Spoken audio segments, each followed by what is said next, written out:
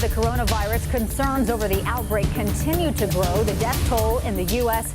growing to 6 today. The World Health Organization says the virus is spreading rapidly. New cases outside of China are now outpacing those within the country. All of this having an impact on travel. WCNC Charlotte's Chloe Leschner live at Charlotte Douglas. Chloe, we're starting to see airlines make accommodations for people who are just too nervous to travel.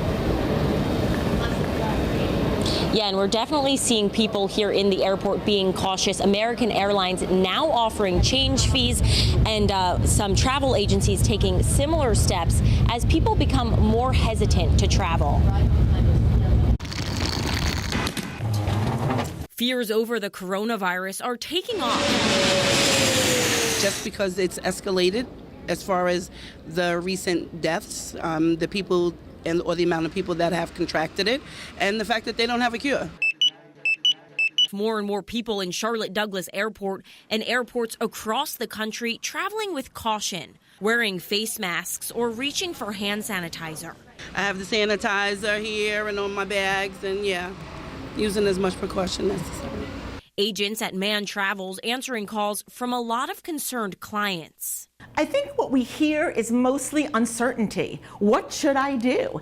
And the truth is, we want people to wait and see. They say a few cruises in Asia have been canceled and several people have backed out on their trips altogether. Travel agents encouraging people who aren't going anywhere for a few months to wait until there's more information about the coronavirus. A lot of our suppliers are allowing people a little extra time to make their final decisions.